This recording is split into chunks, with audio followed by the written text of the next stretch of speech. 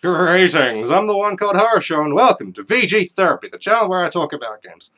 Now, I've been a huge SMT fan, or Shin Megami Tensei fan, ever since I played Persona 4 back in the day. And most people who know the series either don't care about or don't know about the origins of the series. I'm not too sure which one it is, but it's one of them, because it's very rarely talked about. And the origin of the series is not Shin Megami Tensei back in '92 on the Super Famicom, but actually it is Megami Tensei on the Famicom that came out in September of '87, which means that this is indeed the week of its 30th anniversary. So I figured, what better place than here, and what better time than now, to do a review of the first two games. And yes, I did say two, because the second game, I kind of figured, yeah, there's not going to be enough about it for me to do another review about, and I was correct.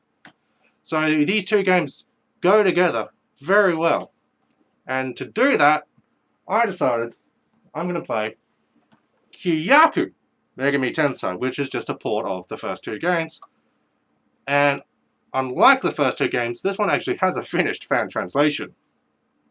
Now, for those of you who don't know the series, the games were made by Atlas, who's largely known at this point because of the series and even has a character from their games as their mascot, which is Jack Frost, an enemy who first appeared in Megami Tensei 2 and got his current design from Shin Megami Tensei 1. Now, one of the things you might be wondering is that why is this series called Shin Megami Tensei when the first two games were just called Megami Tensei? Well, there's a book series called Digital Devil Story Megami Tensei, which is what the first two games are based off, and the two games take place between books 2 and 3, and that's probably is why there's no translation of book 3, because it's after the parts people care about. And the rest of the game series takes ideas and concepts from those books and either expands on them or takes them in their own direction, which is probably why they added Shin to the title, because it means true or new.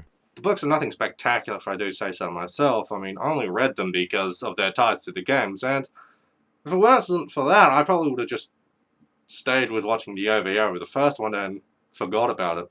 The first game tells us that we're playing as Akemi Nakajima and Yumiko Shirasagi, who enter a demonic palace because after the events of the first two books, Lucifer tries his hand at taking over the world. Also, Izanami is there. Now, not to brush off Izanami, but yeah, she doesn't really play that big of a role. In the books, she does. I mean, the series is called Megami Tensei, which means Goddess Reincarnation or Goddess Metamorphosis, and the goddess in question is indeed her. But here she's mentioned in the intro cutscene and blurb, and you meet her in the game like once, maybe twice, and all I got was an item that let me go through a section of the game without taking damage after having finished exploring and completing said section. And she gives you an item in the second game if you meet her here and give her an item, so I guess that's cool, but otherwise, yeah, she doesn't do much. But anyway, the entire first game takes place in a single dungeon with areas of safety throughout it. Which I kind of like. I mean, yeah, I'm a big fan of games which take place in one area, kind of like bottle episodes. In the safe areas there are stores for armor and weapons, a healing spot, a save point, a cathedral of shadows, which I will explain in just a second, and an item shop.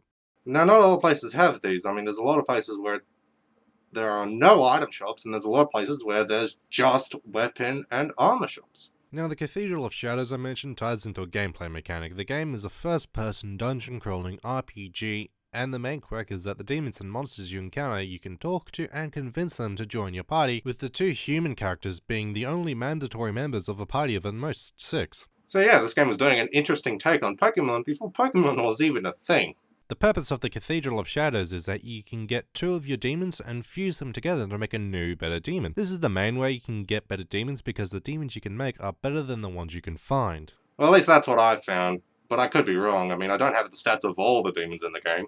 Now here's the thing about this mechanic that I don't like that they actually fixed in later games. In this one there's no log of what you've had previously. In later games you have a compendium in which you can summon everything you've had in the past. But not here, that's something that hasn't been introduced yet apparently. Also, when looking at what you want to fuse, you have a list of demons you have and you can see what combinations make what. But to see if they're better than what you have to go out of the menu and go into another one and take a look. It's a quality of life nitpick, but it gets annoying after a while because you often fuse demons and get new ones. And also, Also, another thing with the demons, as to why I don't look at their stats is because since they don't level up, I don't see their stats that often, so I'm not being reminded what they are, and since I never have to check their stats unless I'm wanting to see if they're better than what I could end up with, I don't remember. They're not leveling up is very annoying because the various parts of the game have different selection of demons you can encounter, and I found that most of the late game ones in the first game are in the category of not being able to be talked to, so you can't recruit them. Or at least I couldn't, because there might have been something I was unaware of. Which means that the demons you're left with are the ones you got from before you entered the final two areas, and since they don't get levels, they weren't doing so great, to which point meant that they didn't do much against the final boss, and it was mostly just me using the human characters to do everything, and the demons were just helping. Another thing I'd like to mention about this game is that it makes it very clear what era of gaming it is from. Like when exploring, I'd have to pull up the map all the time because a grid-based first-person dungeon crawler with the walls and doors all looking the exact same turns you upside down. Sometimes literally with random tiles making you spin around and pointing you in a random direction. But yeah, I'd keep getting lost because everything looks the same and it's very maze-like. Add to the mix that the one thing that was messing me up so hard once I hit about the halfway point was the fact that I didn't take notes. Yeah, like people would mention stuff that I wouldn't be able to find what they were talking about, but then there are other people who would say something and that was supposed to clue me into the fact that I had to do something somewhere. Like at one point you help a dude out, Rick, and then you find a bottomless urn. Then you find a skeleton who says something about it. Then you go back and use Rick's bracelet to get something out of the urn. I don't remember Rick giving me anything, but apparently he did. And the skeleton didn't really say much, but I was supposed to gather that I needed to go back. And the map doesn't leave marker points for interest outside of the healer's place, Cathedral of Shadows, and the stairs for each room. So I needed to write down where it was and how I got there. And since I didn't, I went through my footage of the game and looked at where it was. I then had to watch the same footage again because I didn't see where the hidden teleporter was that took me to where the urn was. Yeah, there are hidden teleporters around, which makes it very annoying when trying to explore, and even more annoying when they're tied to plot items. The final part that frustrated me like hell was finding Hecate, where there's an area covered in light that blinds you so you can't see what you're doing, and I went around in this area trying to uncover the whole area thinking I did. I never went back. However, it turns out I was wrong, because what happened was that I had accidentally missed the one piece of wall that I could walk through. The only door that was there I had missed because I didn't walk into the wall blindly on that one tile. What would have made this easier would be if I had the Mapara spell, because that creates a mini-map. Why wouldn't I have this done if I was getting lost like I said before? Because it's not that great. When you've got straight lines to explore, seeing nearby straight lines doesn't really help, and since it rotates with you, it's still easy to get lost, so I would still check anyway. But here's the thing, this allows you to see the map in blind sections of the dungeon and see what parts you haven't uncovered yet. So I would have seen it if I was using a spell I'd previously thought useless. And that's not even the worst part about finding Hecate. When you go to where she is, you find a dead end, and you sense something, so I thought to myself, oh yeah, that's right, yeah. Now, if I find a suspicious dead end, I'm supposed to use Mapara to open up the door. And so, I tried to do that by pressing out the text box, but that got me kicked out of the room and wouldn't let me do it. That's when I found out that I missed that one room with an item, so I got it and went back, and finding that out also told me that I had to unsummon my party and not use my comp, which is map, item and all that, and go through if I actually wanted to progress. I don't know why I had to do that, and I'm not sure what was supposed to clue me in, but I knew I wouldn't have gotten it.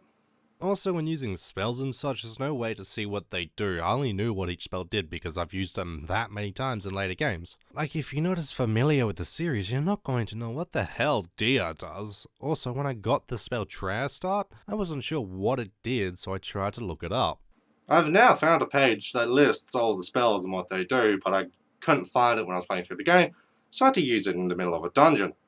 And I found out that what it does is take you to the area where you last saved it, so I had to go back through the dungeon to get to where I was just so I could continue after wasting my time on something a quick description could have solved. I then later found out that it moves from save point to save point because when I first used it, I was still in the first area of the game and it didn't actually take me to where the save is. It took me to where you start the game. So I thought, oh, it was taking me back to the start of the game, and so I was surprised when I used it and I went to a different save point. This game is very good at making you emulate the experience of playing it in a day before you could easily look everything up. Or at least it was good at making me do that. To the point where, after going through the Sky City again at the end of the game, because that's apparently where the best sword of the game is, but to get there you have to go to a specific tile that drops you down into the basement where you can find it. Now that part's not as easy as I make it out, like I said. Since I hadn't been taking notes, I had no idea if I was told to go back down or if I was just supposed to know. But also, the top floor with the one tile that drops you down is filled with tiles that drop you down to the wrong floor, so you have to try again. And after you do find the right one, you have to be careful not to step on the wrong tile, otherwise you get teleported to a different area. And I'm not sure if I made this clear, but all the tiles look the same and aren't marked on your map, so if you make the wrong step, you have to either remember it or write it down on the map you're making along with the in-game map. Now, most of these complaints and compliments carry over to the second game. The main difference between the two is that the second game doesn't take place in one dungeon, but is more like a standard RPG with towns and multiple dungeons, which makes the backtracking more annoying because while yeah, there are more quick travel points, there are a lot more areas in that game, and also a lot more things that just kind of baffled me. I will admit that I wasn't going to originally play through the second game, but once I did, I had to rely on a guide a lot more than I normally would for games, just so I could get done in time. And there was a lot of points where I just knew that it would have stumped me completely because they're just kind of baffling. And also, I'm not going to go too much into the second game because there's a lot of things that are pretty similar to what they were like in the first game, like I said. Which means that the problems with the demons are still here, where you can't get your old ones back, which normally I wouldn't care about, but there are 2 points where the game won't progress without you having certain demons in your party, which, okay, fine. That's not too bad, but the thing is that these 2 points are near the end of the game where most of my party were in the 40 to 50 range and my humans were so much higher, and the demons you need to have are made from demons found at the start of the game and are useless at this point in the game. Not only that, but these parts aren't side quests. They are necessary to progress, and the prompts that tell you you need Gnome or Undyne don't tell you anything helpful. They are so unhelpful that you would think that they are either prompts telling you that you need an item or that you haven't hit the correct story beat yet, but no, turns out you need these 2 demons to get this item and open up the dungeon and then continue with the story. The other thing with the second game is that since it does have an overworld and there's actually a storyline that you can follow and understand, is that the uniqueness and made me want to talk about the first game isn't present here. So I was going through the game looking for points to talk about and I wasn't coming up with much because it's either in the first game also or things that make it more like other standard RPGs. So I was finding myself playing through it like it was a standard RPG rather than Megami Tensei 2. It's still interesting, but not as much as the first one when looking at everything but story. The story is the main advantage that the second game has because there is one, and it can be played by itself because the only thing you might need to know about the game going in is how the setting got to where it is. Everything else doesn't matter or is answered in-game. Also, there's a fake out at some point that won't be as cool if you don't get it. The reason why it's so isolated from the first game is because it takes place 30 plus years later in a world that was demolished with a bombardment of missiles, and the survivors of a cataclysm were forced to live in shelters. And 2 friends who live in Keihin Shelter number 3 accidentally unseal Pazuzu, who leaves them with the goal of defeating Baal and a warning of a coming menace. The game also has 2 endings, which I do appreciate, but the problem is that the game gives you multiple choices at various points in the game, and what you choose affects the ending. And there's no inherent problem with that, but the fact is that the game does it in a way that it's more of a choose this one option each time and then save it before the final boss to see both endings. Also, there are parts that are kinda confusing, like you meet Lucifer and make him your ally so you can fight Satan, who is the right-hand man of Yahweh, or alternatively the one true God, which my knowledge of various religions says that there's something funky happening here. I could go on and talk about this game, like, I could talk about the airship castle thing, which acts as a not very good fast travel in the first game, but hey, it's kinda neat. And, there's also the flaming basement, which damages you as you go through, which also introduces the tiles that spin you around into point you around a direction, and also hidden teleporters, which is kind of annoying, but eh. And yeah, I could go on, but the only other thing I'll say is that the game is still pretty easy because, I only decided to grind once, and that was for money so I could get items. And then I never had to do it again. But the thing is, these games are still necessary RPGs, and I will be grading them individually. So the first one gets a 2 out of 4 because, as I just said, it's a necessary RPG, and it's archaic as all hell. Also, it relies on you having read the first 2 books, which I don't recommend at all. I mean, you can. It's not that bad, but still, it's not that great. And the second game, I give it 3 out of 4 because my review scores at the end of the day just go, do I recommend the game? And I have to say yeah, so it gets a 3 because it does stand on its own. And yeah, there are still a lot of parts that bother me.